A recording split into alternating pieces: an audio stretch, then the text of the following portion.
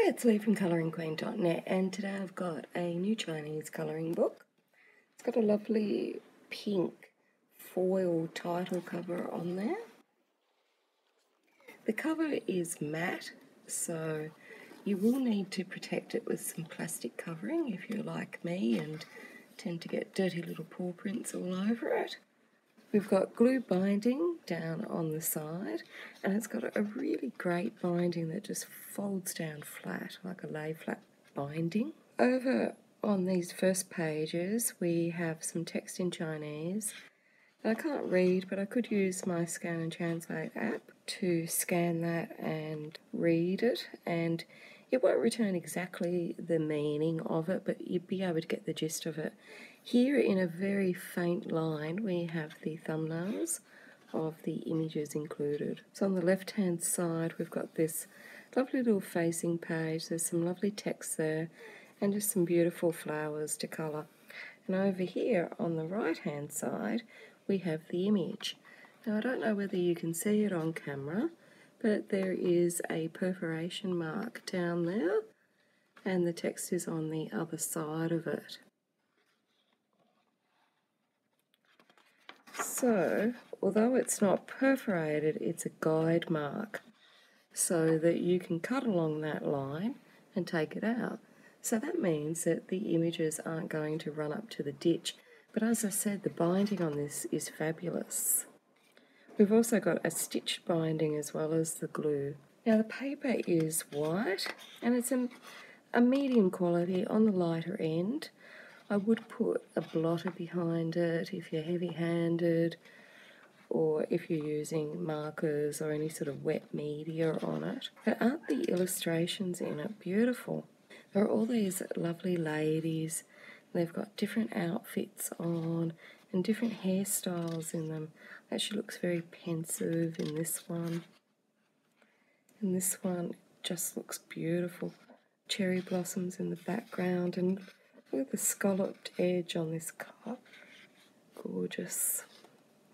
There's beautiful lilies. So there's a lot going on, and this is like a faint grey texture here. And same on the eyes. It's like a very soft little grayscale happening in some of the details, not all of them. And look at her on this one, isn't she beautiful? You can imagine colouring in all those little bottles. And see how the black lines are darker at the front to indicate that it's in the foreground. Now on this one we've got the lady here and she's got her hand within her hand. I have to say her hands don't really suit her on that one, but you know, hands are something that I always look at. Here she's got a lot more delicate hands. I love the eyes that this artist does, aren't they beautiful? And she really delineates all the hair there into different segments. And we've got a little bonus, so we'll have to look at that one. And here we've got our little young girls with their hair in plaits. This is beautifully elegant, isn't it? And we've got a very sketchy sort of background that you could imagine that in watercolours if you tested it out first and seeing how they react. So lovely different hairstyles, we've got different little backgrounds. We had a gramophone in the background of that one and a lovely beaded lampshade over there. And all the critters are sparking up tonight. We've got dogs, we've got geckos, and I've also got a green frog that is extremely loud, so you might hear those in the background. And here we have her playing her instrument. Little pagodas in the background. A more traditional picture in the Chinese dress with the fan and her hair up and like a netted hairpiece on. So basically it's a single page illustration because the illustration on the facing page is just a detail of a flower and some text in Chinese. So this is our main page, and see how they've even included the reflection in the mirror.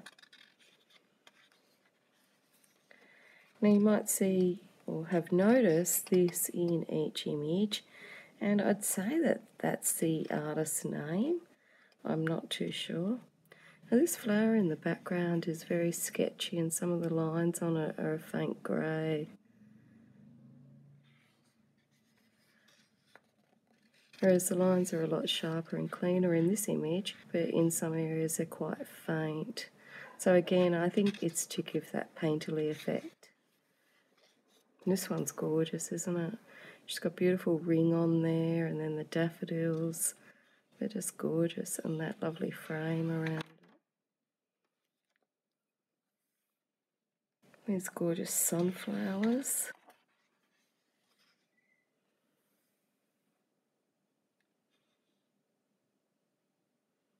This is nice with the hands together and the ruffles and just the softness, like the softness in the curls and the ruffles and the flower petals folding over.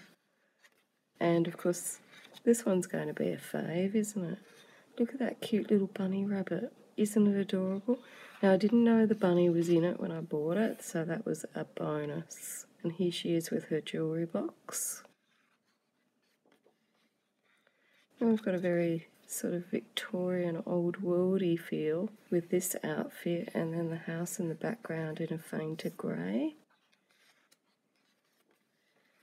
So lovely pictures, like some don't have as much detail as others, but if you love colouring people, and of course flowers because they're in every page, then you might like this one.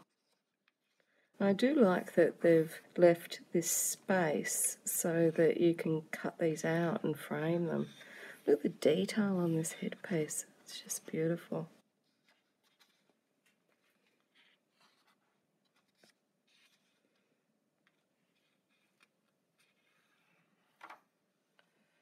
And here she is with her fluffy, lovely little, probably not fur-lined, but lovely little fake fur coat. And all this lovely little brocade and detail on her dress.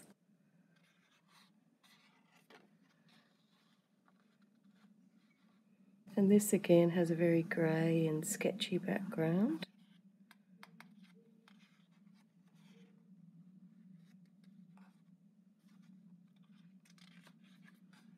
The paper's quite smooth as well as being a medium, but it's not as thick as some medium papers, but it's certainly thicker than, for example, print-on-demand paper. And so there we have our lovely poster. Now it's 2 pages, lovely gloss, so it is reflecting a little bit in the light. And it's our gorgeous girl with the fan, so that's some great inspiration on how to colour that dress. And on the other side, we have got a full selection of all the gorgeous illustrations in colour. So the light is shining on this a bit because it's quite glossy paper. So you could use this as inspiration or a reference sheet when you're colouring. And then afterwards you could frame the poster. So there we have it, a gorgeous Chinese colouring book.